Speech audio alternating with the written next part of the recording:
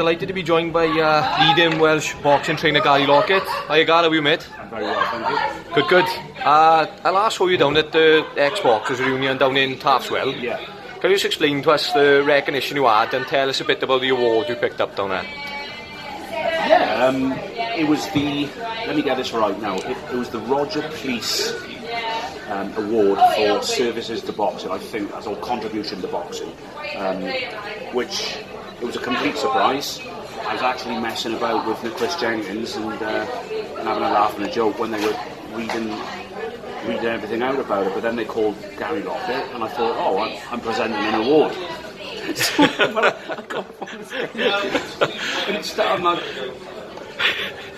have I won the award? He's like, well, yeah. You looked a bit shocked, actually. I was talking to Chris, messing about Chris, having a laugh.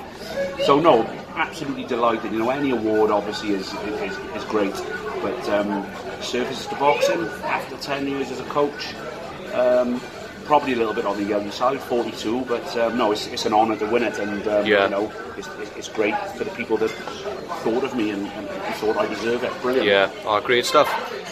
Did you enjoy the day? And is it a gathering you attend most years? Is it something you try and get to often? I go every year when I can.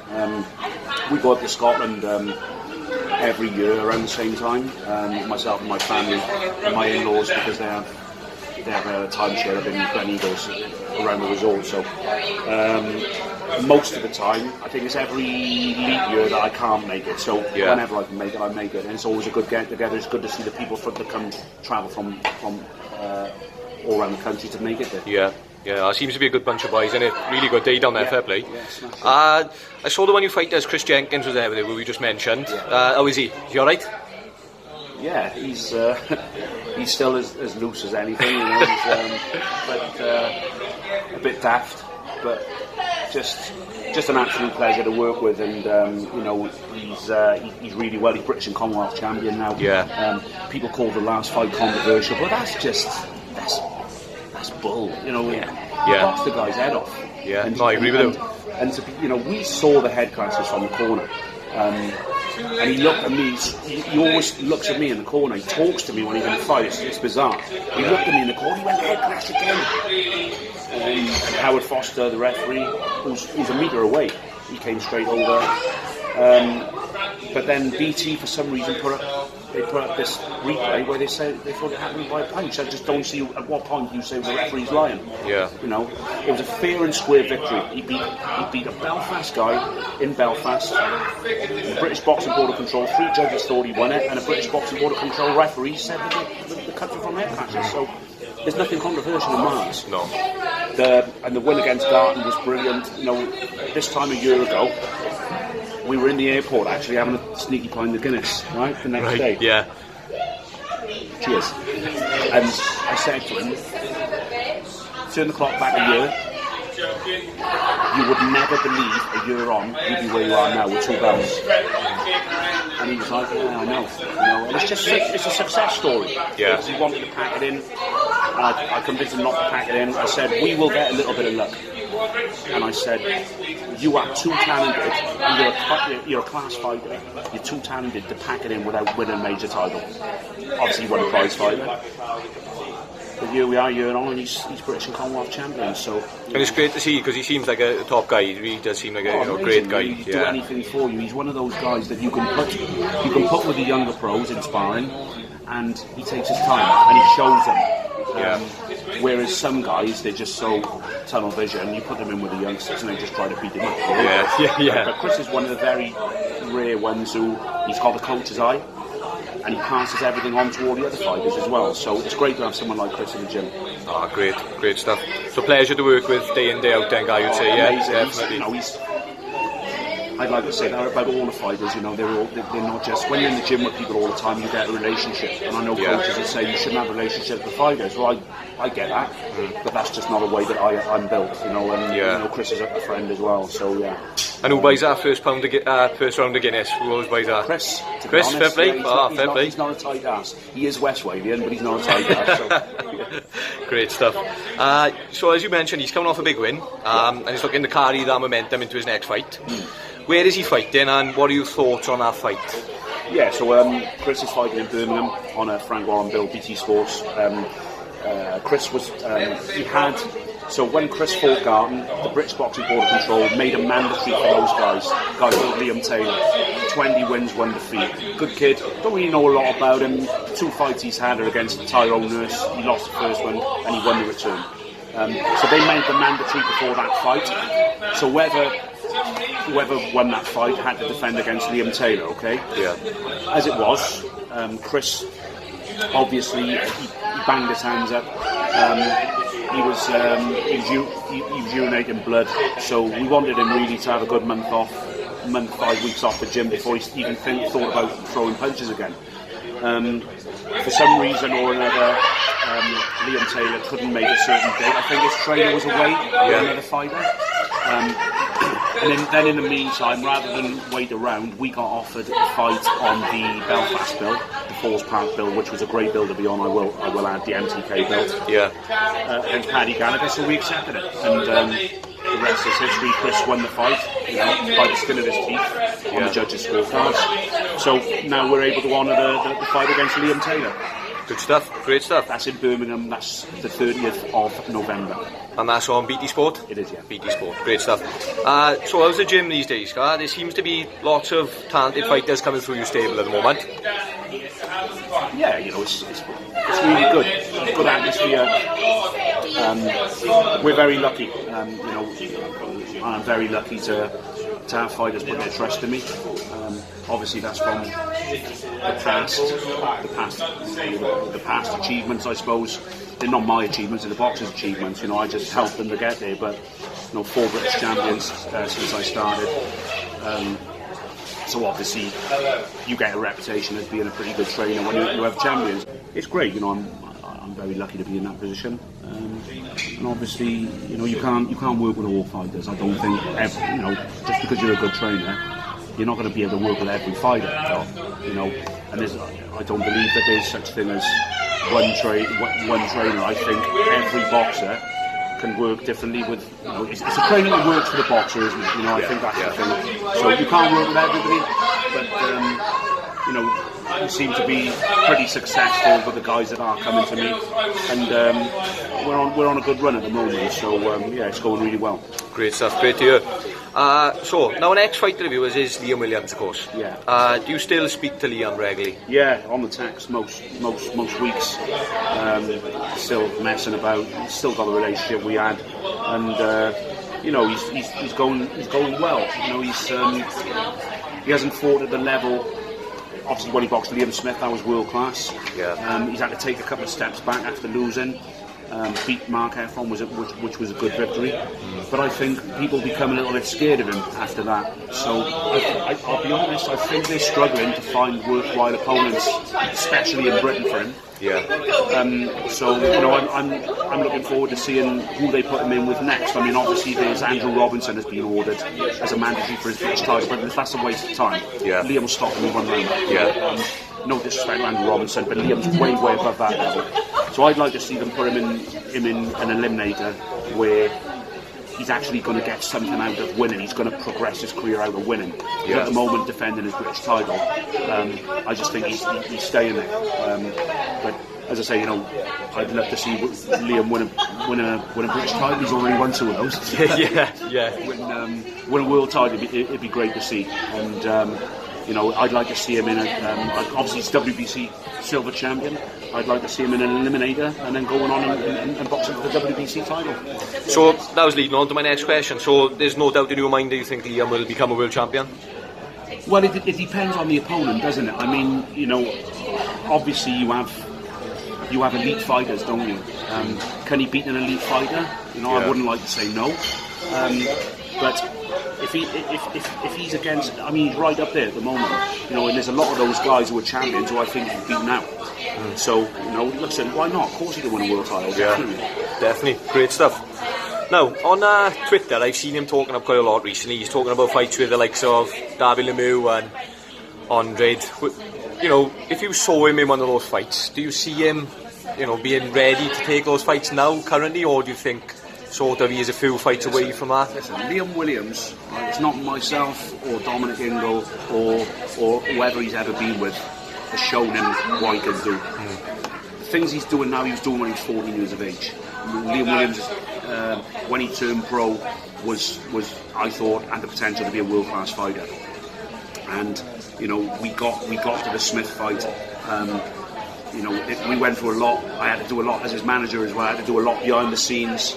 I had to tell quite a few porkies, quite a few lies, and that, you know, just to get him there. You know, listen, he's a very sort of ruthless, straight guy. So sometimes you just have to give him a little bit of sugar and then let him down. But no, we had a great relationship, and we got to sort of world class. And the first fight with Smith is such a disappointment because, you know, Liam Smith had killed himself to make weight, and obviously it was a great opportunity for Liam to win that night. I had him way ahead on points, but then he got nutted, and you know, the cut was very bad, and I had to look after Liam. The referee refused to admit it was a headbutt. When I got through the ring, I said, "That's a headbutt," and he said, "No, it isn't. Get on with it. It was a punch."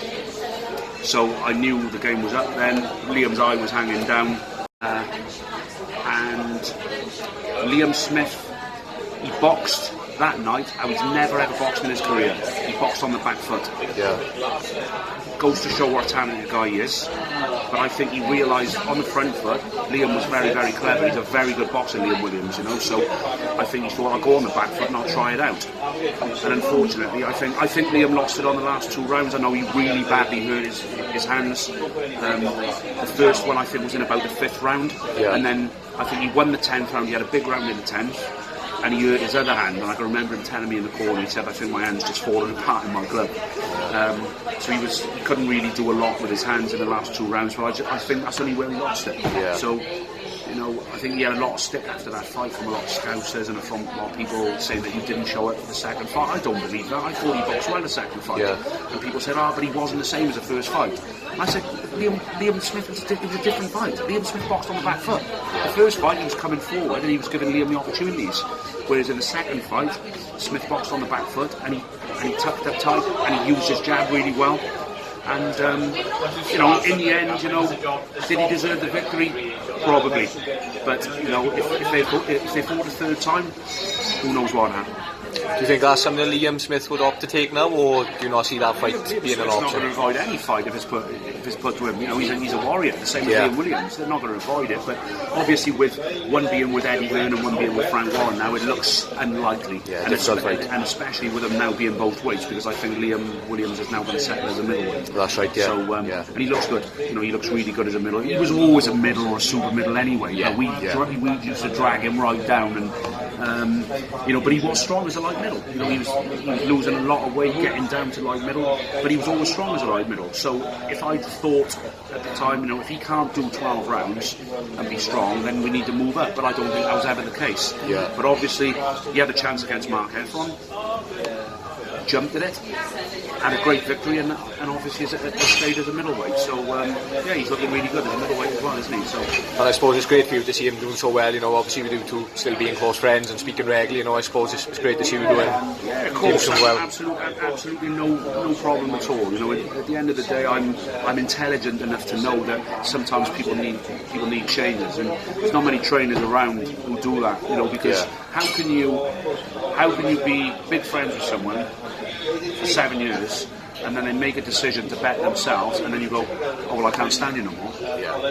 So your relationship has been based on false promises then. So, you know, he wanted to change. Obviously, at the time, the gym was quite quiet. A couple of people had retired. There was a couple of people injured. And Liam was turning up to the gym, and sometimes it was just me and him. Now with some fighters, they go, "Oh great, I got Gary's one-on-one time. I can do pants, I can do this." Liam needs people around him, you know. So I said to my wife, "He'd be gone before long." And she said, "No, he won't." I said, "No. You have to understand Liam. He needs people around him. You know, he loves that." So I completely understood it. And look, what's the point in being bitter in life? I've had success since. I had success before Liam.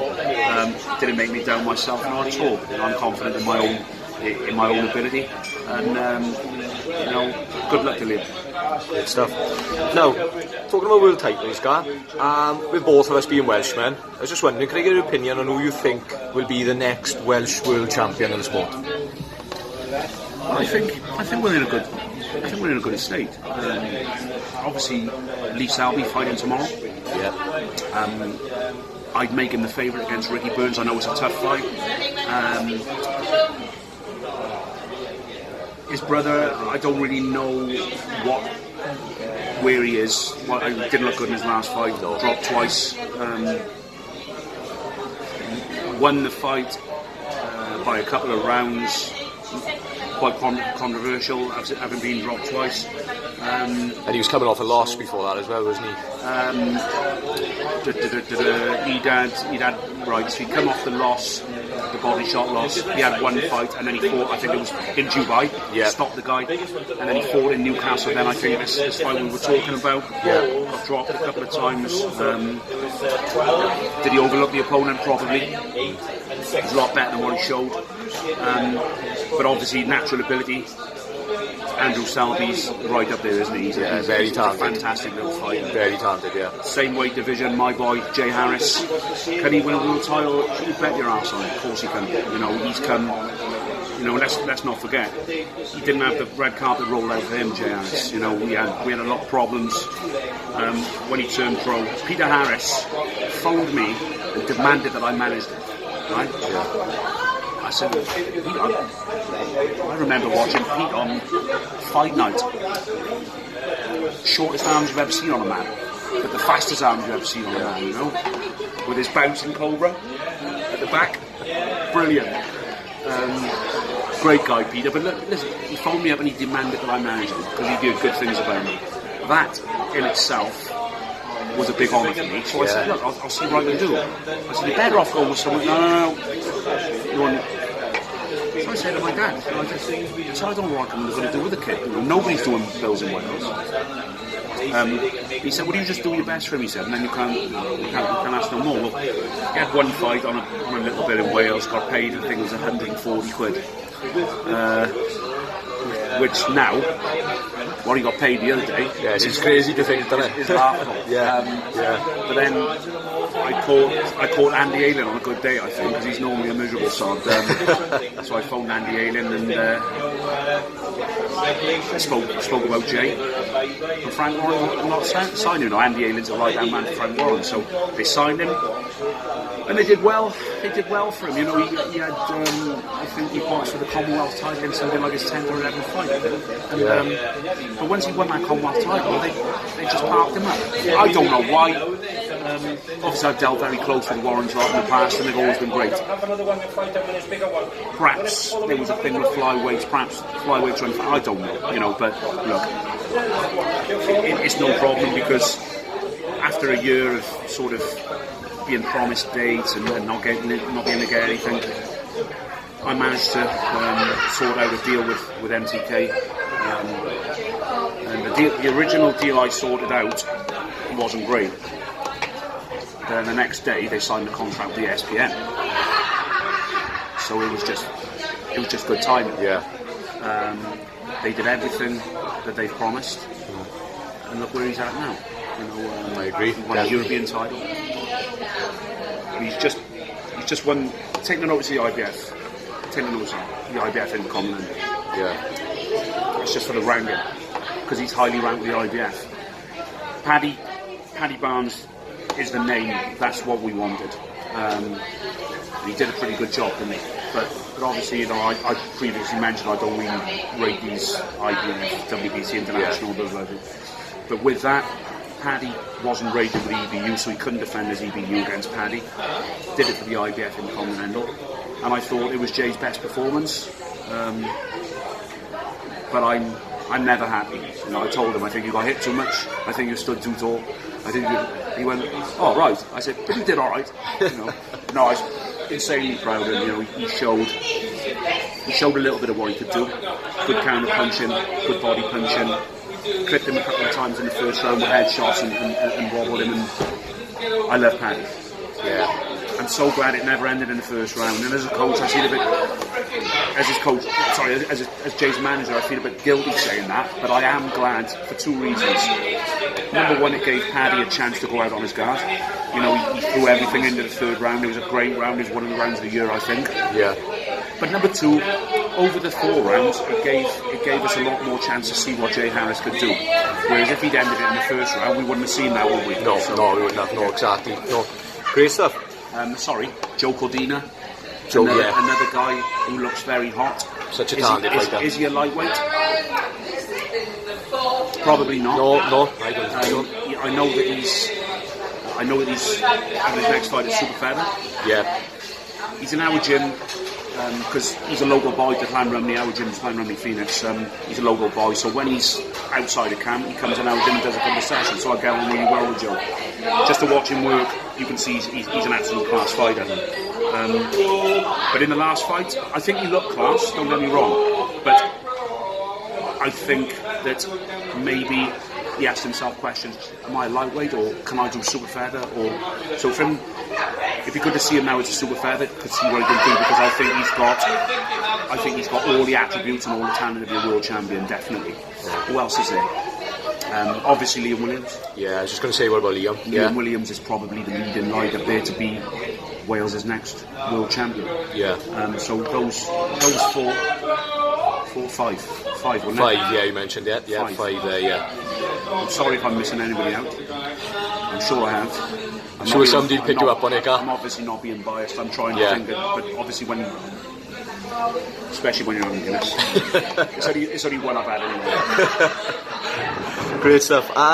Random question we've got. Can I get your opinion on who you think is the current pound for pound number 1 in boxing?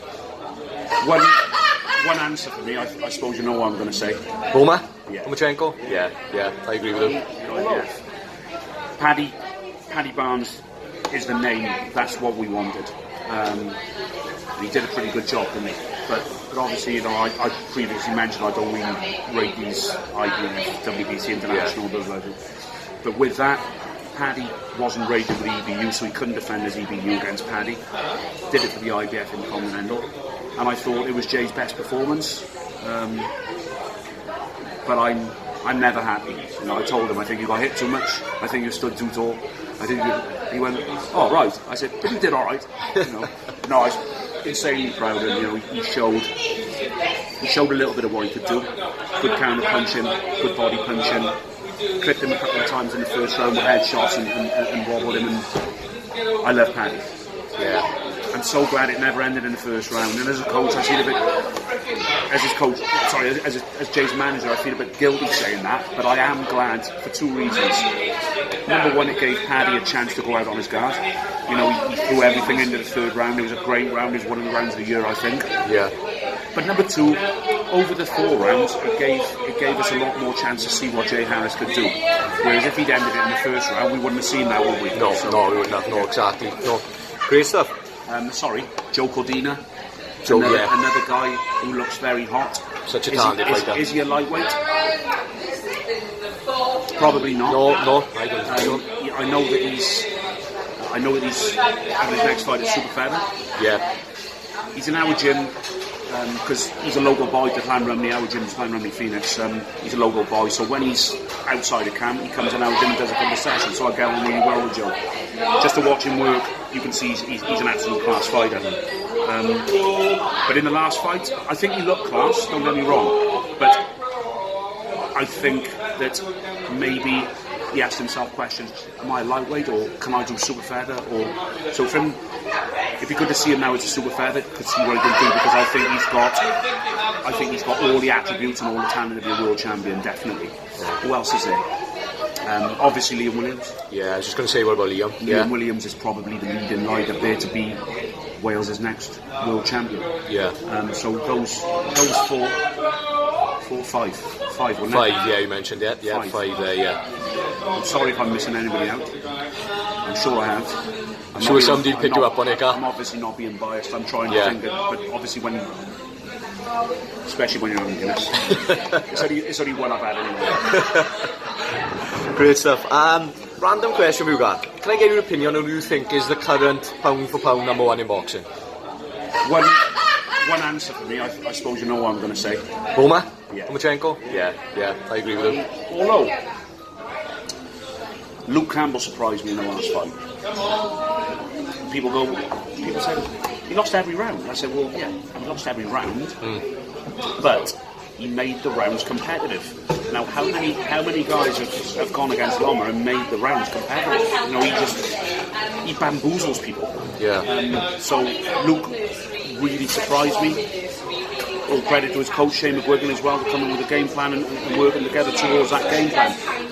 Do you think Campbell's a fighter that deserves a lot of credit? I mean, I remember watching him against Linares going back a couple of years ago, and he had a lot of credit coming out of that fight as well, because he boxed well in that fight. Yeah, I think he did. I think obviously Linares was hot at the time, wasn't he? Yeah, he was. Yeah. And I think Luke pushed him as well. He pushed him a lot closer than what others did. Yeah. And he did lose the fight quite comfortably, I think, by about 2 or 3 rounds. Yeah, he did in the end. But he had a lot of credit. So he did, yeah. I think if you think of Luke Campbell and the guys that he's had to go in against for world titles, he's probably one of the unluckiest fighters there is. Of course he is, yeah. So, having said that, Luke will probably be a world champion. But yeah, going back to Lomachenko, I remember seeing him in the Alphas and the things that he does. It's just that footwork, that bamboozling people with the footwork, throwing a shot, and then the next thing, one shot as a step up. And then he's over there hitting him with 3, and then he's back over there hitting him with 2, and then he's back. It's just how do you live with that? Yeah. It's very, very tough. And people say, no, I don't agree. I think Roy Jones was the best fighter, or I don't agree. I think Sugar Ray Robinson, or I think Sugar Ray then. Okay, I get that. But for every one of those, there's been someone quite similar. Yeah. Do you understand what I'm talking about? Yeah, I do. Whereas Lomachenko, there's never been a fighter that does anything like that. You've never seen a fighter use angles like that. How do you train a fighter, Gad, to fight someone like Lomachenko? I don't. Listen, I wouldn't want to be the coach. No, I honestly wouldn't want to be the coach of someone fighting Lomachenko. But I think, obviously, with Luke Campbell, he sort of kept it at range. And I think the thing for me is, if you are going to beat, I think if there's anything going to beat Lomachenko, it's going to be size. It's not going to be a little featherweight. If he keeps going up, it's only size is going to beat him. Size will get him. Yeah. Or he just gets past the sell-by date. But at the moment, no one around his weight, I don't think, could beat him.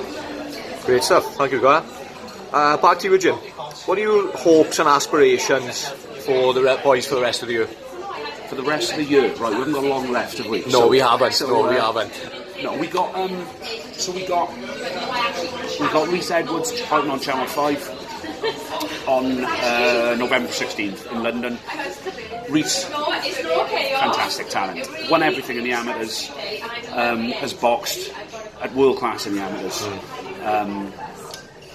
There's nothing else really to say. He's a little bit young. I think he's a little bit immature. And if you're watching this, Rhys, if you watch this, I'm saying it for your own good. A little bit immature, but that'll come. He's only 19, but he's a young 19. Sparred yesterday with Craig Evans. Fantastic sparring. Very good. Very mature. Craig's very good. He backs off to the corners. People see that as a weakness. If you look at him against Stephen Ormond, used that to his advantage. He did it on purpose. Yeah. He lured him, bang, and then he's gone. Or he lands 2 and he's gone. Doing it with Rhys yesterday, and I just said to Rhys, have the sense not to fall in, have the sense not to get too close, because that's what he's trying to do. But great spar. Brilliant for Craig, because obviously Rhys is smaller and faster. And brilliant for Rhys, because obviously Craig's a class fighter. So he's fighting Channel 5. And then we've got Mo Prize Bill, November the 22nd. So we've got Nathan Thorey, Meredith Thomas, Jay Munn, who I manage. Chris Davis trains Jay. Nutcase. Good. And who else have I got on there? There's one other. It'll come back to me. So big wins for them. We've just been offered a fight for Meredith Thomas today, which is a fight we're considering. And it'll be a step right up the ladder. But we have to make our minds up about it. It's a little bit soon, I think, for Meredith, but we have to make our minds up whether he takes it or not. Fred Evans. Fred's first fight with me. Yep. He's on as well. I don't believe in putting Fred with just a journeyman who's just going to cover it. So we're going to put him in against someone who's lost a few, but is ambitious as well. Nathan Thorley. Third fight with me. Last time he fought, it was in London, and I couldn't make it because I was in Copenhagen with Jack Shaw in the UFC, which was already booked. Nathan never ended up boxing on the Cardiff bill, so his manager Mo Price said, well, we can put you on the bill the week after. So that's what happened, and he had a routine victory. Stepped at the cruiserweight now, Nathan. So, you know, he's good. He can knock the horse out. He's really good. Got to tighten him up a little bit, and we've got good hopes for him. Fred Meredith, I mentioned, Nathan, and then obviously Jay's having a second fight, sells a mountain of tickets, this kid. I think he did £10,500 the last time. He'll probably do about 15 grand worth of tickets this time, which, like I said to Mo Pryor, this is a dream for you, you know, having this guy on the bill. So yeah, we got good hopes for Jay as well. Yeah, great. And then whether there'll be some... Chris Jenkins, 30th of November, defending his British title, possibly the Commonwealth as well, against Liam Taylor. And hoping for a good victory from Chris there. It's like I say, he's like a fine wine, he just gets better with age. And we're hoping for a really good performance up there with Chris. Great stuff. Maybe something in December, probably Mo will come up and say, I've got 2 places here on a bill on the 15th or the 16th, and I'll say, come on, let's do it. So, yeah, so busy next few weeks, and then obviously have a good Christmas, and then the boys will be in working hard as normal straight after Christmas. So. How soon do you get them back in, Gar? To be honest, they're never really out. You know, I try to keep the boys that are not fighting. I try to keep the boys coming in 2 or 3 times a week. We'll have maybe 4 or 5 days off over the Christmas. But they're always training anyway. They're always running or training in a local gym. You know, that's something I believe in. I don't believe in a pro fighter being a part-time pro, as I call it, where you train your ass off for 8 weeks before a fight, but then you just eat shit and go on the pot. I don't believe in doing it. You know, there's nothing wrong with having a couple of beers or eating rubbish food, but make sure you're always training, and make the rubbish food just every now and again rather than every bloody meal. You know, cook breakfasts and Chinese and stuff like that. It's no good. No. You know, you are what you eat, and you want to go as far as how you look after yourself. The better you look after yourself, the better your career is going to be. So plenty to look forward to in the next few weeks, then, a couple of weeks. Forward to, and busy time for me, but I wouldn't have it any different. Great stuff. Well, I'd just like to say, Gar, on behalf of our team, I'd just like to say thank you so much for your time today, and we really appreciate the insight you've given us, and we wish you and your fighters all the best with your up and coming fights, and hopefully we can catch up again soon. Definitely. So cheers, mate.